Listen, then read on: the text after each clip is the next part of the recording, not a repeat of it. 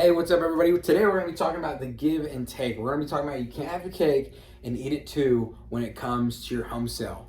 And we're going to be talking specifically about just being aware of what happens when you sell your home to an investor buyer. And so a little bit of a backstory to kind of pre-frame for this so I can teach you this lesson really well is actually my experience as a real estate investor. And so when a real estate investor goes in to buy your home, they look at your home, they figure out, okay, what is the value of your home? What is all the repairs that need to be done in order for your home to reach top of the market value? And then they'll subtract out those repair costs, and then from there they'll take a percentage of your home's value, like what's left of that kind of like remaining balance, and they'll give you like a percentage of that. It's sometimes like people give you something really low, like 60%, 70%. Some investors give you something pretty good, like 80, 85%, 90%, but they're never going to be able to give you 100% of your home's worth. That's very important for you to be able to understand. And that's where this concept really comes in of you can't have your cake and eat it too. Because there's so many investor home buyers out there who say, oh, we can give you just as much value for your home as you would get on the normal market. Plus it's way, way easier. And so you get sucked into this, oh, it's super easy. It's easier than ever before. I'm gonna get just as much as I would have if I went in the market. And the fact is that's just not true. And what they do is they actually make the home sale process more complicated than it has to be. They tell you it's confusing, it's difficult, it's stressful, which if you've done it the wrong way in the past, it definitely is, but that means that you're not taking advantage of the strategic lessons that we can show you and teach you within the perfect home sale. So let me kind of erase this and show you what that looks like. So in the past, if you've ever had a bad experience, it's probably because you weren't leveraging the tools, tips, and tricks of the perfect home sale. Let me give you a high-level view of what that looks like. There's three things. Number one, there's the assembly. What does this mean?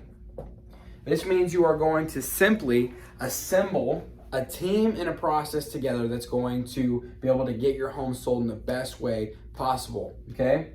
And this can easily be done through our second step, which is the copy-paste method.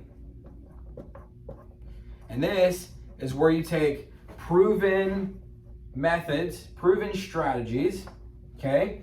And you use those strategies, that's the copy-paste method, you use those strategies to sell your home. So you basically take what you know works and you copy and paste it over onto your home sale.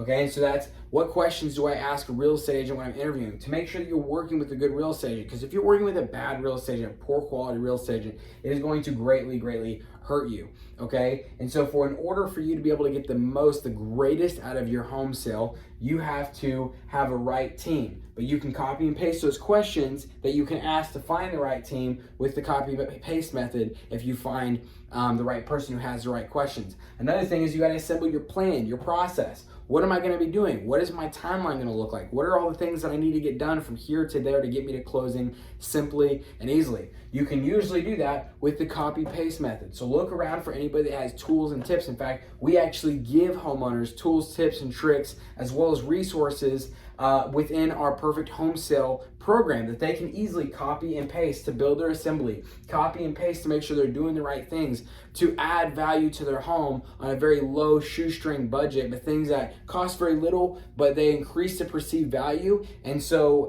what they do is they create the spread, and that's where you can actually make a lot more money on your home sale. And then that leads me to step number three.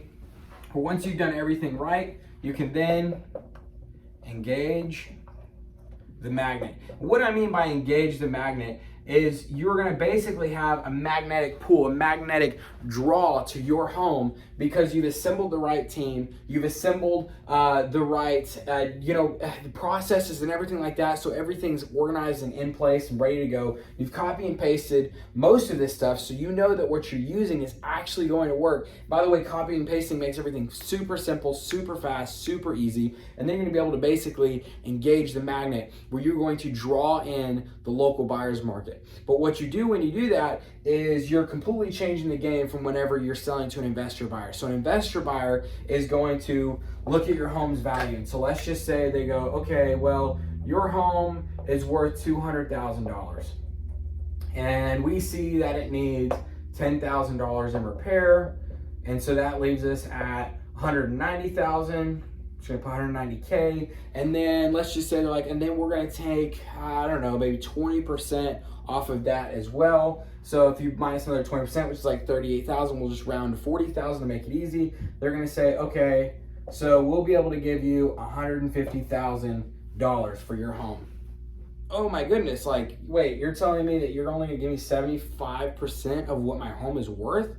Yeah, no thanks. So you do this process, and instead of doing the $10,000 in repairs of what they see, which they can sometimes stretch those numbers on what they're really going to cost, you can assemble the right team who's going to be able to get you there and display your home in the right way. You're going to be able to get your home in front of a lot of buyers. You're going to be able to use the copy-paste method where you put in low cost but high value line items, okay, upgrades into your home, to increase that perceived value. So instead, when you go to market, let's just say now with, especially, you need some repairs and stuff, but you fixed some things, you've done a little bit of stuff, but you've done it on a shoestring budget, and now you're confident that you can go to market for $205,000, whereas before you were only worth $200,000. Maybe you only put a few $100s in, but now you're like, okay, confidently I'm at $205,000. Okay, and you've done that with you've assembled the right team to list it, to put everything together in the right way. You've copy and pasted what works, and then you go to engage the magnet. And instead of having one investor buyer offer come offer you 75% of what your home's worth,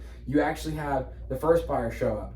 And they're like, hey, I'm willing to pay you exactly what you're asking, or maybe they'll lowball you a little bit. But then the second person comes along, and you tell them as they come up, you're like, hey, just want to let you know, like, I appreciate that you're coming to give us an offer. We've already got somebody who's given us an offer, we've already got another offer on the table. So like, oh, I got to bring my A game. So they give you a little bit more money, a little bit better terms. Well, then your third guy comes along like, hey, I kind of like this house. I think I'd like to buy it. And you say, okay, just to let you know that we've already got other offers. This is a multiple offer situation at this point.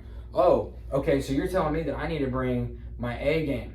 So all of a sudden, now you've got this guy who's saying, hey, look, I'm willing to pay you $210,000, okay, plus maybe they're saying, hey, and I'm also willing, I'm not going to ask you to pay for title insurance, I'll pay for title insurance, and so that's usually about like 1% of your home sale price. So we'll say here it's about $2,000. Okay, so we're going to say plus you're going to save $2,000. So if you do the process right, now you're getting to actually get somewhere in the ballpark of about $212,000 when you add those up, okay?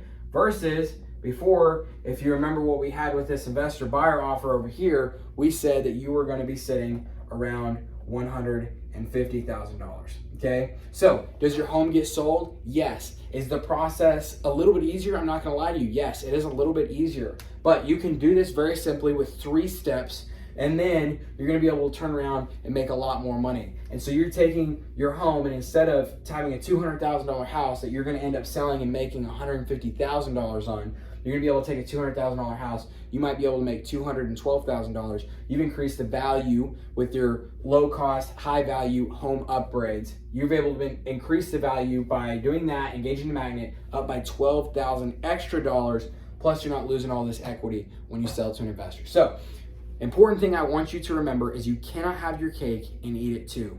Selling to an investor buyer is not wrong. It is a little bit easier of a process, but the home selling process doesn't have to be complicated either, okay? And that's what I want you to really retain out of this. So this is the perfect home sale, and that's what we teach over here at My Home Option. And so if you're interested in learning more about the perfect home sale before you just give up equity to these investors, you want to know a little bit more about what we're doing, what we're teaching, come check us out over at myhomeoption.com or Google the perfect home sale. See you there.